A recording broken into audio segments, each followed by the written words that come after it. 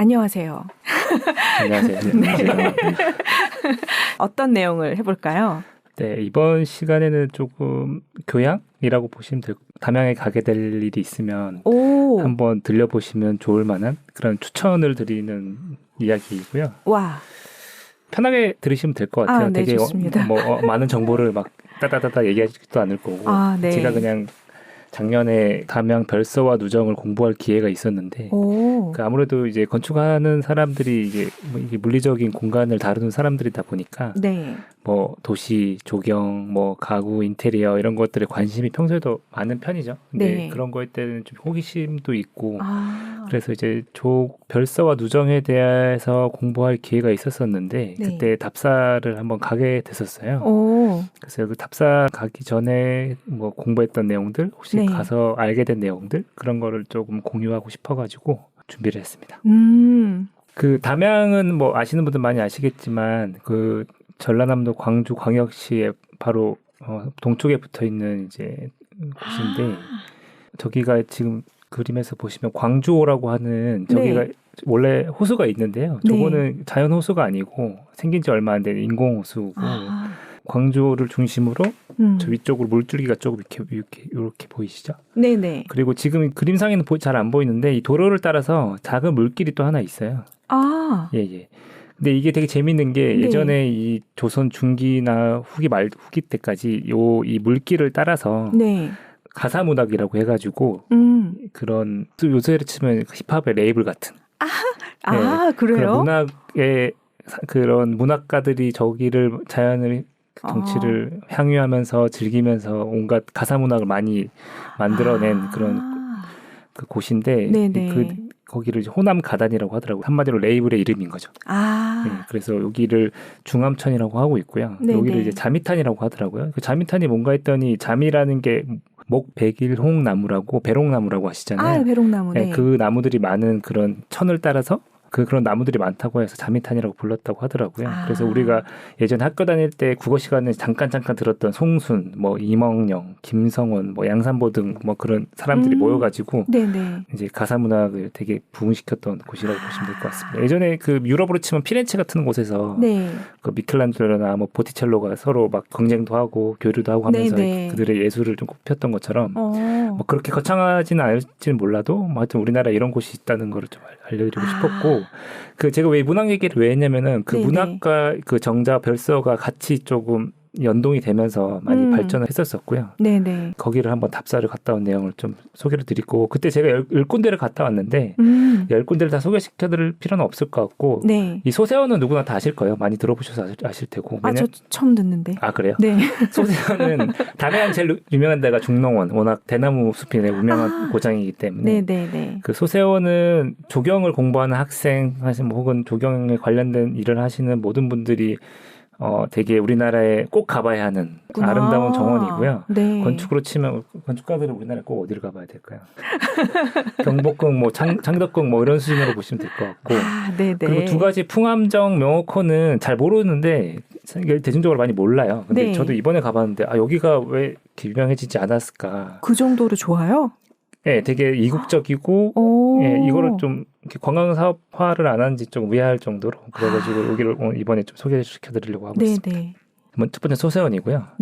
소세원은 이 누군가가 이렇게 표현을 했더라고요. 밝음과 어두움, 빛과 그늘의 적절한 반복과 조합이다. 그 음향과 효과는 공간의 크기 변화에 따라 증폭한다 이렇게 되어 있는데 그 요새 제일 핫한 건축가인 유현존 교수가 건축은 시퀀스라고 많이 이렇게 말하고 들어봤습니다. 다니는데 이 소세원 같은 경우는 그런 자연의 뭐 그늘이라든지 뭐 공간의 밝기, 그 자연물을 이용해서 그런 것들을 잘 시퀀스적으로 잘 변화를 만들어내는 공간이라고 보시면 될 것 같고 지금 오늘 보여드린 사진은 다 제가 찍은 것들이라서 사용할 수 있는 그림들이군요. 좋습니다. 이게 보이는 이 집이 광풍각이라고 하는 조그만 정자고 요 뒷집이 제월당이라고 해서 이 일대 주인이 공부하는 공간입니다. 배치도를 보시면은 앞에가 정자고 안 나오는군요. 이렇게 동선이 따라 올라가요. 매표소에서 딱 사서 이렇게 올라가서 이렇게 이제 주인의 공간으로 들어가는 이제 동선인데요. 이 가운데 이렇게 큰 개천이 흐르고 있고 계곡이죠. 그리고 요 조그마한 두 개의 연못이 있어요. 인공 연못인데 네. 이걸 방지라고 부르더라고요. 방지는 이제 네모난 모양의 연못을 말하는 거고 네. 그 뒤에 정자에서도 뭐 나오겠지만 이 위에 있는 방지랑 이 아래에 있는 방지랑 네. 이렇게 물길을 놔가지고 중간에 물레방아를 놨어요. 아. 그래서 이제 물을 인공적으로 흘려보내가지고 네. 그 물소리라든지 그 물레방아가 돌아가는 소리 뭐 이런 것들을 인공적으로 만들어내서 그거를 좀 즐기는 공간이고 네네. 그리고 이렇게 올라보니 대봉대라는 데도 있고 뒤에 사진으로 보여드리겠지만 네. 그리고 이런 축대를 이렇게 좀 쌓아가지고 네. 자연이 있는 원래 그 지형을 이용해가지고 우리나라 공간의 특징인 위계를 이제 그런 축대를 이용해서 배치를 했다고 보시면 될 것 같습니다. 네. 그리고 원래 소세원이라는 데가 별서인데 이게 네. 별서는 뭐냐면은 큰 자기의 개인의 소유의 그 땅에다가 네. 본체가 있으면은 따로 네. 이제 별채인 정자를 만들어가지고 네, 거기서 저기 문학도 하고 술도 먹고 그러고 즐기는. 네. 그 우리나라 그 조상들이 즐기는 데는 진짜 진심이었다는 걸 알 수 있을 정도로. 네. 그러네요. 네. 그 시퀀스적으로 한번 보여드리면 이제 매표소에서 표를 사가지고 올라오면 이런 대나무 숲이 있고요. 대나무 숲이 워낙 커가지고 이제 약간 터널처럼 약간 어둑어둑한 이런 길을 따라 올라가야 됩니다.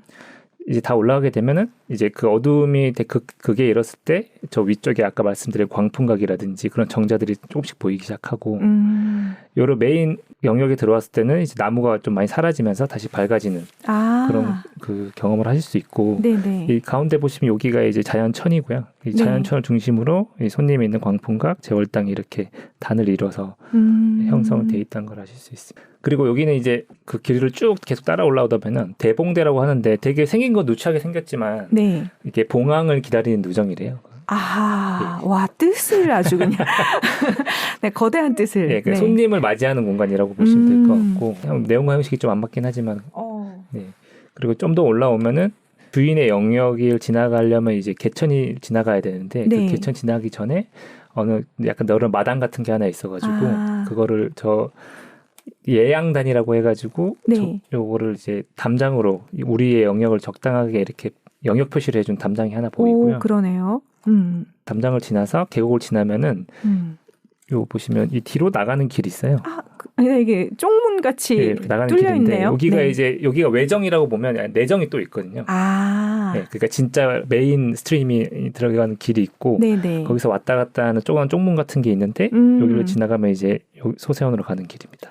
근데 되게 재밌는 게 여기 보시면은 네. 되게 무거운 담장이 되게 얇은 한 줄로 쌓은 돌 위에 이렇게 얹혀져 있어요. 저기. 그러네요. 네.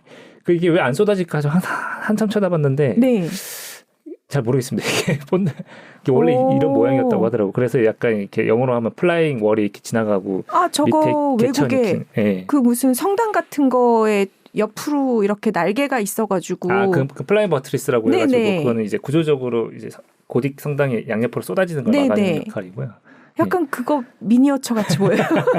쏟아지는 거 막아줄 것 1대1로 같아요. 매칭하기는 좀 어렵긴 한데 어쨌든 네. 그런 공간이 있고 들어오면은 우리가 얘기하는 화단으로 만든 계단이라고 해서 화계가 이렇게 쭉 있고 네. 뒤로 여기 외정과 내정을 나눠주는 담장이 또 있고 여기가 이제 뷰포인트인데 여기가 이제 주인의 공간이에요. 주인이 네. 이렇게 여기 앉아가지고 저 뒤에 산을 배경으로 아래를 이렇게 좀 응시하면서 계곡도 보이고 그 손님이 있는 그런 광풍각을 자기 눈 아래를 두면서 약간 자기 나름의 위계 공간을 좀 형성을 한 거죠.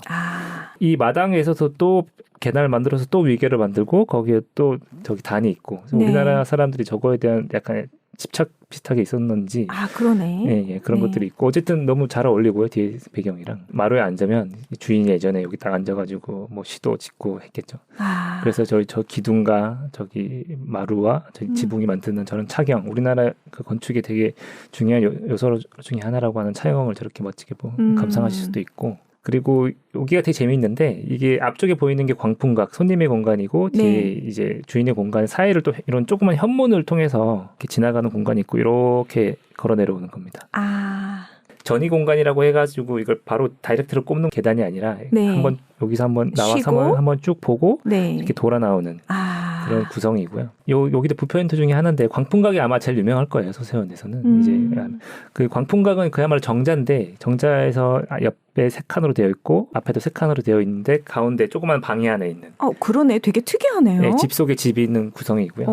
뭐 여러 가지 이제 해석이 있는데 겨울에는 저 안에 들어가서 이제 문학 활동을 했다는 얘기도 있고 저길 제사를 지내는 공간이라는 뭐 얘기도 있는데 네네. 뭐 그런 식으로 이렇게 집 속의 집 같은 그런 조그만 개념이 하나 있습니다. 이게 우리나라 궁궐이나 이런 데 가보시면은 많이 볼 수 있는 구성이고요.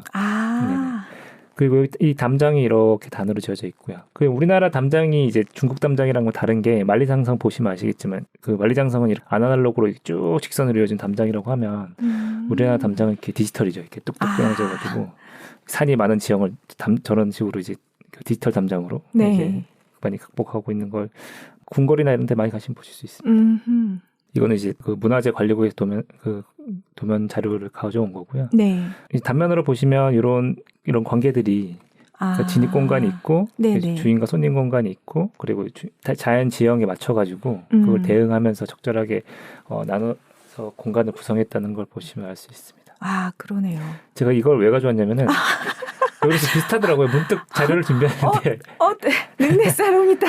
저희도 앞에 이렇게 한강에 물길이 있고, 이게 뭐 주인과 손님이 이런 어떤 컨텐츠를 만드는 공간이 있고, 중간에 전이 공간, 그래 주인의 공간이 이렇게 나눠져 있는 게 지금 저희가 설계하고 있는 집이랑 좀 비슷한 것 같아가지고, 약간 맥락 없이 가져와 봤습니다.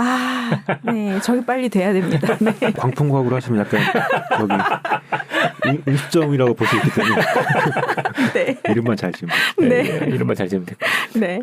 가사 문학이라는 거에 대해서 잠깐 말씀을 드렸는데 그 문학에 대한 얘기를 왜 꺼냈냐면은 그 뒤에 나오는 그런 정자들 혹은 별서들과 문학이 되게 연관관계가 있어요. 그게 어떤 건가냐면 그 정자에 가서 이렇게 지붕 밑에 이렇게 아래로 보시면은 이런 판에다가 글씨를 새겨놓은 그 판이 있거든요. 이걸 편액이라고 그래요. 전문용어로는 편액.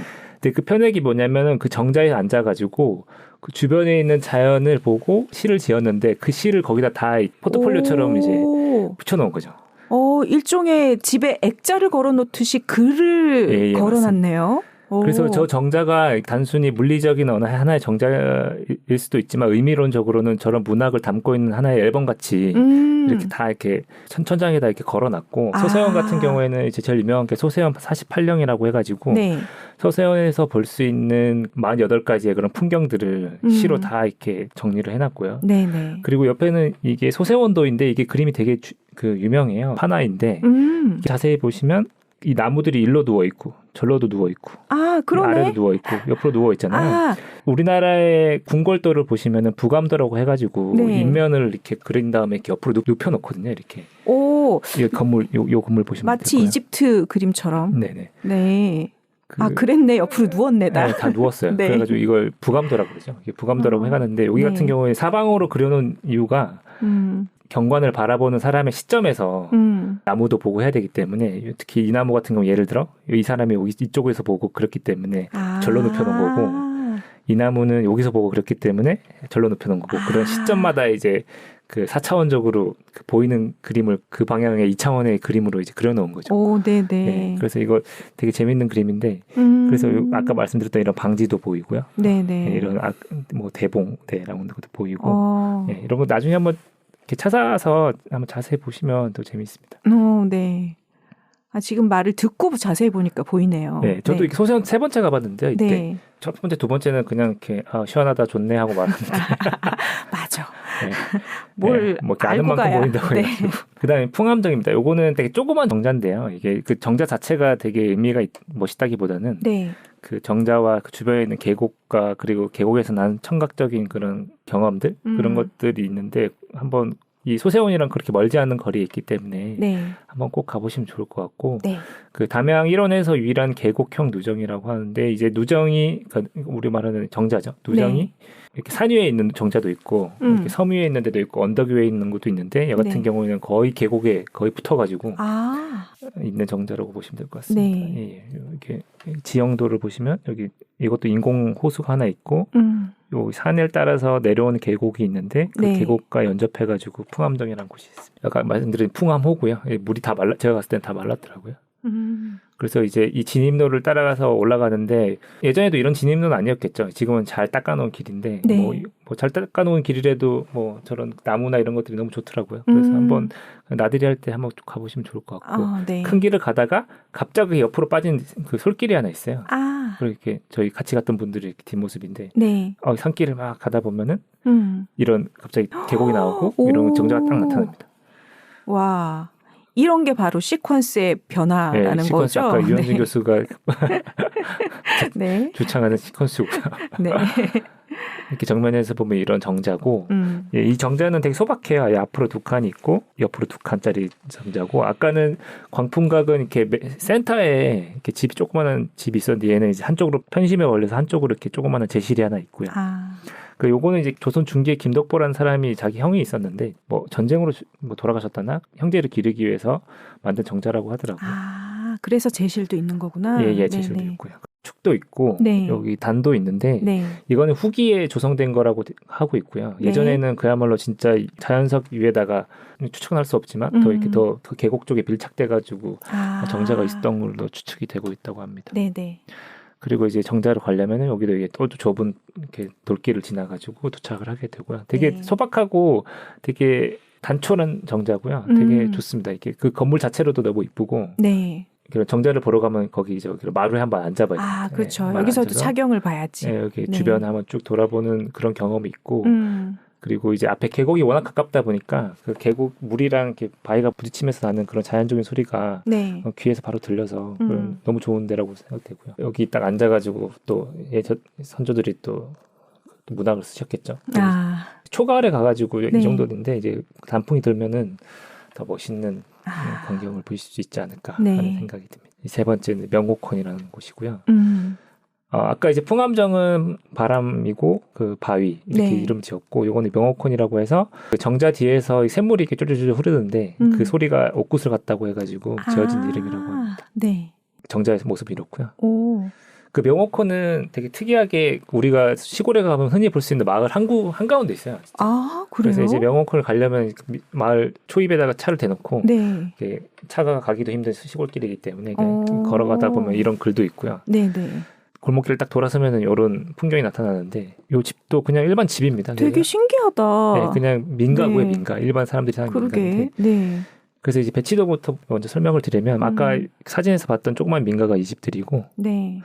그래도 이 명호콘도 마찬가지로 이 별서라 가지고 더 넓은 영역의 어떤 개인 소유의 집안의 영역이 있었는데 그 일부를 이제 정자로 만들어 가지고 했던 거고 여기도 마찬가지로 이렇게 큰 방지가 하나 있고요. 네. 이건 정확하게 이제 정사각형 모양은 아니지만 이것도 방지라고 하고 뒤에 상지라고 해서 여기서도 이렇게 물을 흘려 가지고 네. 그 물소리를 또 제대로 들으셨던 것 같습니다. 그래서 여기가 되게 유명한 게 뭐냐면 배롱나무가 많이 이렇게 심겨져 있는데 그 연못 주변으로 그 제가 갔을 때 가을이라서 보지는 못했지만 7월에서 9월 사이에 이제 배롱나무가 빨간색 그 꽃을 피운대요. 그때 너무 좋다고 하니까 한번 가보시면 좋을 것 같고 하지죠. 하지에서 딱 서보면 이 거울 효과라 그러는데 하늘이 이렇게 비치고 배롱나무가 주변에 쫙 이렇게 서 있어요. 근데 배롱나무가 너무 좋은 게 저기 꽃은 없었어도 수영이 너무 이쁘다 보니까 그런 이국적인 약간 신선 노름이라고 해야 되나? 하여튼 딴 세상은 아니지만 되게 이국적인 공간 경험을 좀 하실 수 있어서 그러네요. 그래서 이렇게 걸어 올라가면 되는 거고요. 그리고 여기가 배롱나무로 유명하게 된 이유가 오이도라는 사람이 조선 중기 때 요런 이 지역을 이제 만들었는데 오이정이 돕고 나서 그 아들 오이도가 그 아버지를 기리는 의미에서 이제 배롱나무를 많이 심기 시작했다고 하더라고요. 그 수영 보시면 아시겠지만 되게 멋있어요. 그 자체로도 되게 나무가 되게 볼만한 나무고. 맞아요. 그 여기도 보시면은 이렇게 그 연못이 이렇게 쭉 있고 배롱나무가 또 불에 비치니까 더 멋있죠. 그리고 그 연못 가운데에 저런 섬이 있는데 저거를 이제 조경 개념에서는 그 방지 원도라 그러더라고요. 그 방지가 있고 가운데 동그란 섬이 있다.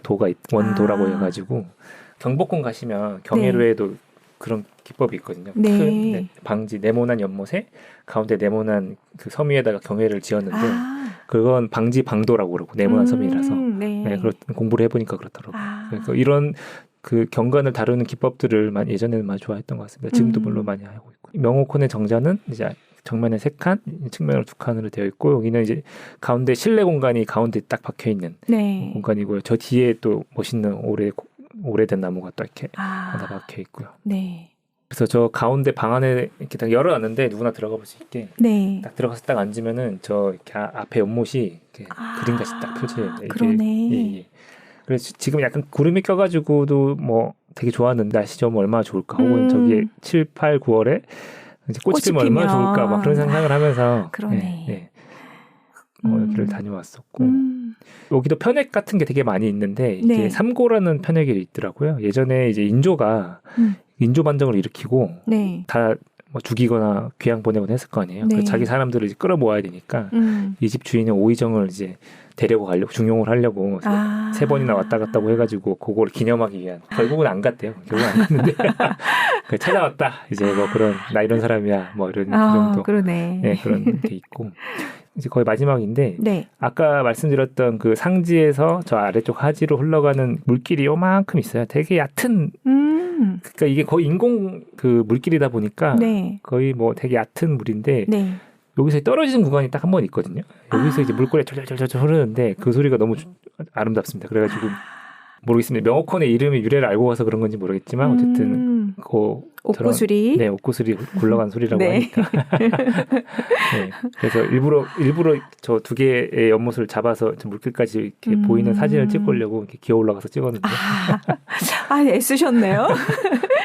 근데 네. 우리 조상들이 진짜 물소리를 좋아했나 봐요. 네, 물소리 좋아했고 그거를 네. 또 어떻게든지 또 이렇게 만들려고 만들려고 한 것 같기도 하고. 그러네요. 기사를 찾아보니까 저 배롱나무 꽃이 되게 이뻐가지고 기사화도 되고 많이 하니까 네네. 한번 담양 가실 때 아까 그 3군데는 한번 꼭 가보시면 좋을 것 같다는 생각에 준비를 해봤습니다. 네. 네, 감사합니다. 네. 갈 곳을 정해주셨네요. 한번 놀러 가보도록 하겠습니다. 네. 네, 감사합니다. 네, 고맙습니다. 감사합니다. 네.